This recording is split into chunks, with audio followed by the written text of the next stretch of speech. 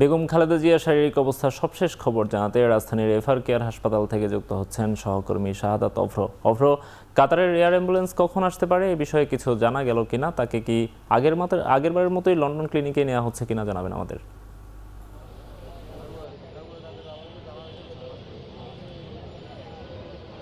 নোমান, এই মুহূর্তে কিন্তু হচ্ছে এই যে এভার কেয়ারের সামনে নেতাকর্মীদের ভিড় অনেকটাই বেড়েছে, তার পাশাপাশি নিরাপত্তাও কিন্তু হচ্ছে জোরদার করতে আমরা লক্ষ্য করেছি। আপনি যে প্রশ্নটি করলেন যে কয়টা নাগাদ বা কখন নেওয়া হতে পারে, সেই ব্যাপারে যদি আমি বলতে চাই তাহলে কিন্তু বলতেই হয় যে ডক্টর জাহিদ, যিনি কিনা হচ্ছে মূলত হচ্ছে কিছুক্ষণ আগে ব্রিফ করেছিলেন, তিনি কিন্তু আমাদেরকে জানিয়েছিলেন যে এই যে এই পুরো যে জার্নি সেটি কিন্তু হচ্ছে অবশ্যই মধ্যরাত কিংবা সেটি সকাল হতে পারে, মানে শুক্রবার সকাল কিংবা আজকে মধ্যরাতে হচ্ছে রাজকীয় এই বিমানে, রাজকীয় যেই এয়ার অ্যাম্বুলেন্সটি আছে সেই এয়ার অ্যাম্বুলেন্সে করে কিন্তু হচ্ছে তাকে নিয়ে যাওয়া হবে ইউকেতে, মানে লন্ডনে। সেই লন্ডনের ঠিক কোন হসপিটালে তিনি ভর্তি হবেন সেটি কিন্তু আমাদেরকে এখনো জানানো হয়নি। তার পাশাপাশি কিন্তু যদি আরও একটি বিষয় আপনাকে জানিয়ে রাখতে চাই যে এই যে এখান থেকে এভার কেয়ার থেকে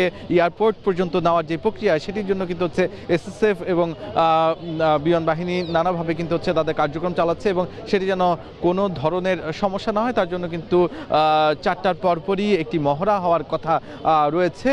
সেটি হচ্ছে একটি এই হাসপাতাল থেকে ঠিক 5 ব্লক পরেই সেখানে কিন্তু ইতিমধ্যে আমরা এসএসএফ সদস্যদের কথা জানতে পেরেছি, তারা এসেছেন এবং তারা কিন্তু পর্যবেক্ষণ করছেন সবকিছু। তার পাশাপাশি যেই এয়ারপোর্টে যেখানে কিনা হচ্ছে এয়ার অ্যাম্বুলেন্সটি থাকবে সেখান পর্যন্ত নেওয়ার জন্য কিন্তু একটি হেলিকপ্টার রাখা হয়েছে, সেটি কিন্তু আসবে এবং মধ্যরাত কিংবা সকাল নাগাদ এই যে স্কুল মাঠ যেটি আছে সেখানে রাখা হবে এবং এভার কেয়ার থেকে বেগম খালেদা জিয়াকে নিয়ে যাওয়া হবে সেই স্কুল মাঠে।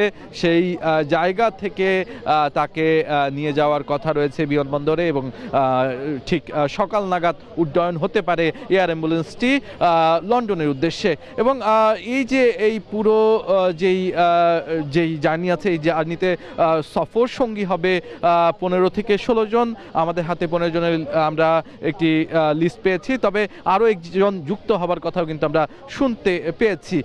তার পাশাপাশি যে বিষয়টি নোমান আপনাকে আমি বলতে চাই যে তার শারীরিক অবস্থা কিন্তু বলা চলে কিছুটা হলেও আগের থেকে ভালো, এই জায়গা থেকে যে তিনি কিন্তু যেই চিকিৎসক দল আছে তারা কিন্তু বলেছিল যে তার শারীরিকভাবে তিনি বিমানে যেতে পারবেন, বিদেশে যেতে পারবেন, এমন কন্ডিশন হলেই তাকে নিয়ে যাওয়া হবে বিদেশে।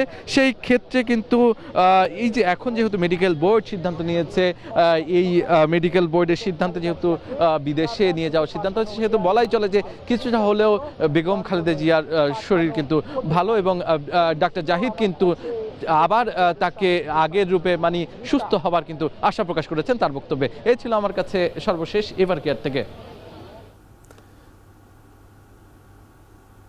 বেগম জিয়ার সবশেষ অবস্থা জানাচ্ছিলেন সহকর্মী শাহাদাত অভ্র। এবার চলে যাব আমাদের সহকর্মী আজহার লিমনের কাছে। তিনি বেগম জিয়ার চিকিৎসার জন্য লন্ডন যাত্রা নিয়ে পররাষ্ট্র মন্ত্রণালয়ের প্রস্তুতি সম্পর্কে আমাদেরকে বিস্তারিত জানাবেন। লিমন, বেগম জিয়ার লন্ডন যাওয়ার বিষয়ে কি তথ্য আছে আপনার কাছে?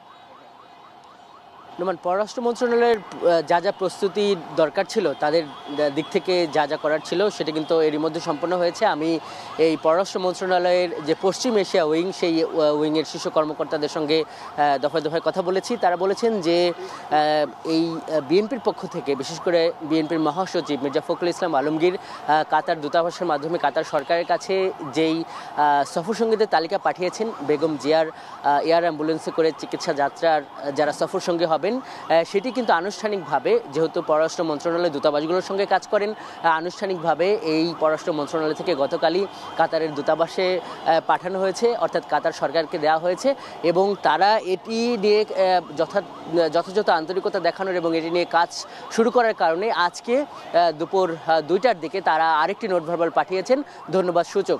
এটি ছিল মূলত পররাষ্ট্র মন্ত্রণালয়ের প্রস্তুতি, এটি এরই মধ্যে কিন্তু সম্পন্ন হয়ে গেছে। এখন যেটি যে এয়ার অ্যাম্বুলেন্সটি কখন পৌঁছবে এ বিষয়ে আমরা কাতার যে দূতাবাস, ঢাকাস্থ যে কাতার দূতাবাস, তাদের সঙ্গে বারবার যোগাযোগ করছি।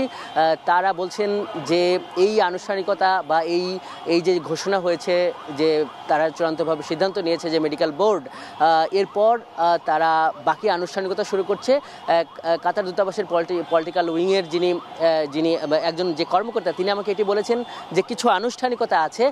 উড্ডয়ন কাতার থেকে, দোহা থেকে যদি এয়ার অ্যাম্বুলেন্সটি যাত্রা শুরু করে তাহলে মাত্র 3 ঘন্টা লাগে, কিন্তু তার আগে 3-4 ঘন্টার একটা প্রস্তুতি। সেটি হলো যে ওই অ্যাম্বুলেন্সটির সঙ্গেও একটা মেডিকেল টিম আসবে, তাদের একটু প্রস্তুতির ব্যাপার আছে। এছাড়া ওই যে এয়ার অ্যাম্বুলেন্সটি, সেটি কিন্তু কাতার থেকে বিভিন্ন দেশের এয়ার স্পেস ব্যবহার করে, যেহেতু এটি বিশেষ বিমান, এটি কিন্তু নিয়মিত কোনো ফ্লাইট নয়, তাদের কিন্তু বিভিন্ন এয়ার স্পেসের অনুমতি নিতে হবে।